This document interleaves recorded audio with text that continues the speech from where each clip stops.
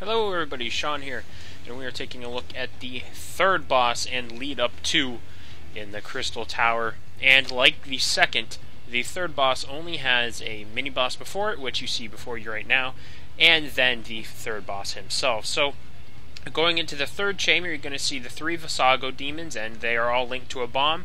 Again, you have 3 parties, so Party A should take the left Vassago, Party B the one in the back, and Party C, which I am in, took the one on the right. You will have your main tank grab the Vassago, turn him so he's facing towards the lava on the outside ring, and then just proceed to tank him normally. Do not stand in front of him. The Vassagos do have quite a few AoE attacks, as you can see, going off, some of which are completely circular, but many of which will only hit those in front of him. Another note is that the lava can actually damage you. You can stand in it, similar to the poison earlier on in the Crystal Tower, so make sure to not stand in it for too long, or preferably at all. You can also see that the one main attack the Vassagos have that you need to watch out for is that, I believe it's called Desolator, or something to that effect, but the point is it is a line AoE, it is quite long, so even if your Vassago does not hit you, you have to keep an eye on the floor in case another Vassago is targeting you. But as you can see right now in front of you, the main mechanic of this fight is the additional bombs that spawn. There are 2 types, napalms, which you can see will slowly make their way towards the center bomb. When they touch it, they explode, dealing pretty significant but not threatening amounts of damage.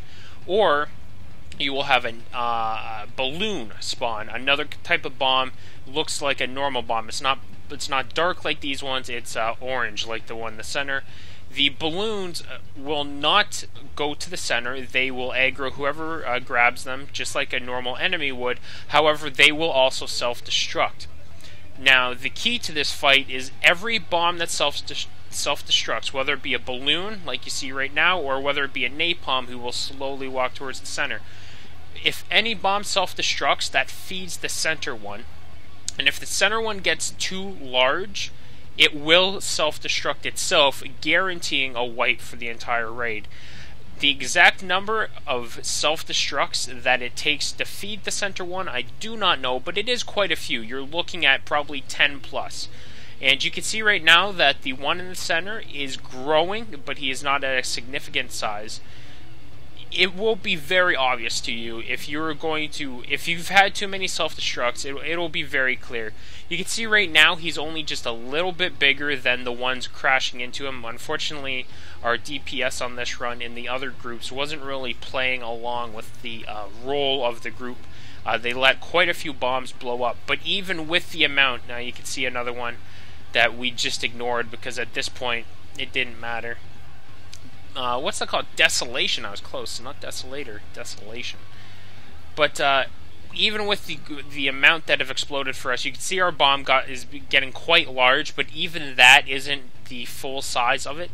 I would say he would grow probably about 20% larger than that, and that is when you will be guaranteed a insta wipe. You can see the central bomb himself will become attackable once all 3 Vassagos are down, but again, when it comes to priorities in this fight, it is napalms first, then the balloons, and then the Vassagos. So napalms first, which are the dark ones, then the balloons, which are the normal colored bombs, and then the Vassagos. You do want to try to limit the amount of self-destructs going on. The napalms only self-destruct when they reach the center. Balloons will self-destruct when their HP is low, so if you want to prevent that, you do need to stun them. Alright, so after the Vassagos, you're going to come in, and you see me stop for a minute here, unfortunately, but you're going to come in and go up the stairs, and you'll see the big old Behemoth, the big bad guy. You may have fought him before out in Coerthis as part of a large fate. However, this is actually the King Behemoth, and the mechanic behind this fight is that there's quite a few mechanics going on at the same time. So firstly, you're going to see 4 towers around the outside ring. You want to have a tank at each tower. You can see perfectly right now we have 1 tank at each tower. The reason for this is that the tanks aren't really necessary during this fight. You only need 1 main tank for Behemoth, 1 off tank for an Iron Giant that's going to spawn, and that is it. So you have 4 tanks sitting around not really doing anything. I mean, obviously they can contribute additional damage, but a tank's damage isn't really going to be significant enough. So what we do is you have 1 tank at each tower.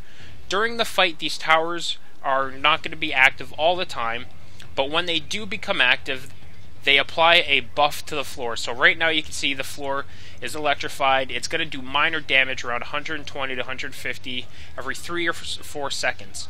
If one of the towers turns on, it buffs the floor, making it deal more damage. So what the tank does, they stay by the tower, turn it off every time it turns on. You can see right now the one in front of me, actually right behind that Iron Giant, had turned on. It is now off.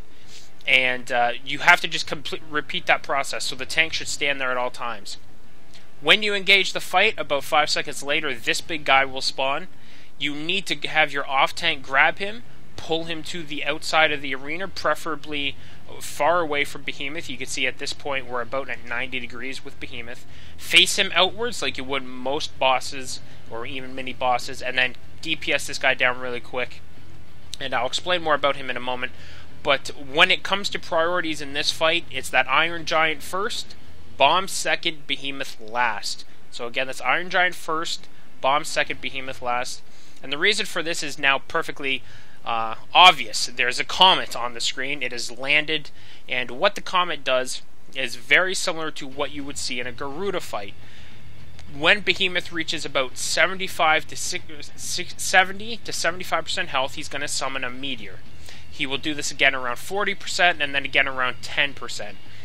When he summons the meteor, you have to... Oh, here we go. Perfect. Raw, Ecliptic Meteor. When he summons the meteor, you have to break line of sight with him using the comet.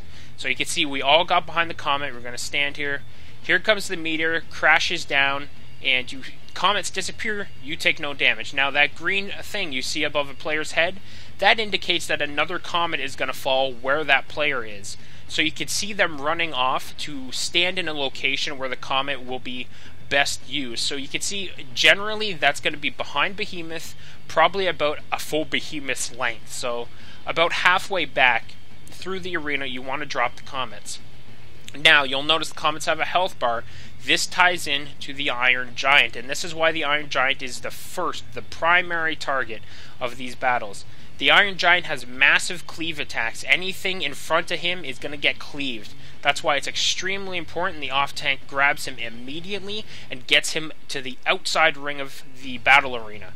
You do not want him cleaving the comets. He also has a couple of really fast laser attacks. I believe Magitech Laser is what's called, where he will target a nearby comet with Magitech Laser. So the further away you can get him from the comets, the better, because that decreases the chance he will target Magitech Laser at one.